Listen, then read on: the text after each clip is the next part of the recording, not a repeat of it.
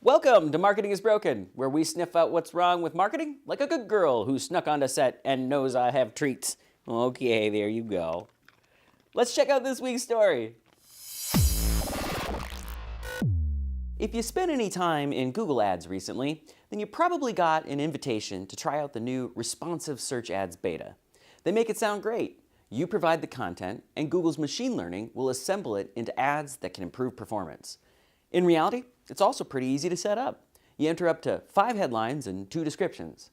Then Google will mix and match them all until it can determine which combination is the best possible way to get your point across to consumers. If that sounds cool, it's because it is cool. Machine learning is awesome AF when it makes our lives easier. But does it work? Sometimes beta technologies straight up suck, which can end up losing you money or just making you look silly. And that brings us to this week's story. Being the curious person I am, earlier this year I turned on dynamic sitelink extensions in my Google Search Ads account. For the unacquainted, sitelink extensions are extra links in your Google Search Ads that you can use to promote additional landing pages with the same ad. Normally, you set these yourself, but with dynamic sitelinks, Google promises to automatically link directly to conversion-focused sections or pages of your website that promote user action. I turned on the feature and went and made myself some nachos. Fast forward to about a month later, I was looking at the performance of one of my campaigns and found that dynamic site links had generated about 186 clicks for me to the tune of $112.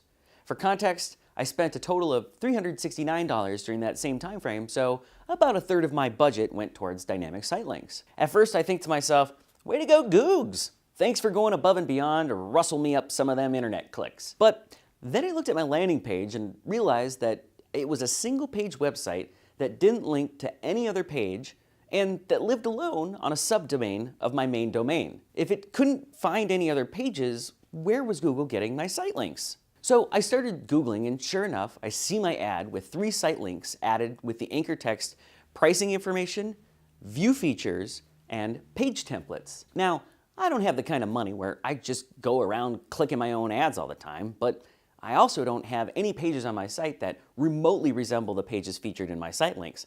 So I clicked it. Surprisingly, I landed on the pricing page of leadpages.net. Apparently, Google's super fancy robot logic figured that since I was using Leadpages software to build my landing page, I'd probably want to go ahead and just send them a third of my paid traffic too.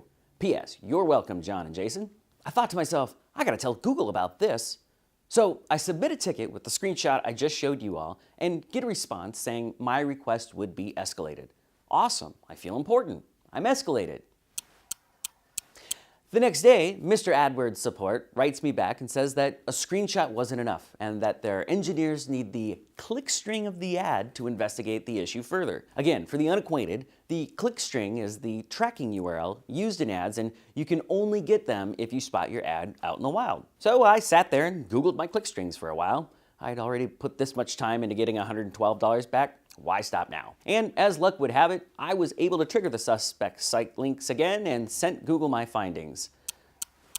Wait another day, the response comes, and apparently now the click string is also not enough. He says, to escalate this issue further to the engineering team, I would need a screencast/video confirming this behavior.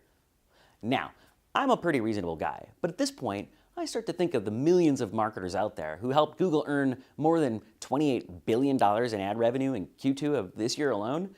If I lost a third of my ad dollars to a bug, what does that make? $9 billion in revenue from some bogus dynamic site links? Admittedly, I was losing my patience. So I shot back an email, again asking for my money back.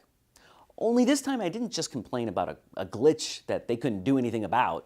This time, I kind of suggested that Google defrauded me, and I feel like I showed them enough evidence to get a refund. What else do you want? A picture of me holding today's newspaper and posing in front of my AdWords account? Well, my little mention of the F word must have gotten somebody's attention. Not more than a few hours later, I got my final email saying that my refund was approved. Moral of the story? While it's tempting to let machine learning take over your advertising, turns out they're still pretty bad at it and might end up sending a third of your budget to someone else's website if you're not careful. So please, sign up for all the betas. Just keep a close eye on your campaigns. And don't be afraid to stand up for yourself if you have the data to show that you're right. And that's how you can help fix marketing. We'll see you next time. Thanks for watching Marketing is Broken, brought to you by Brandish Insights, the world's first brand analytics platform. We're like Google Analytics for brands. Catch this weekly show by subscribing to our YouTube channel or by visiting brandishinsights.com to learn more.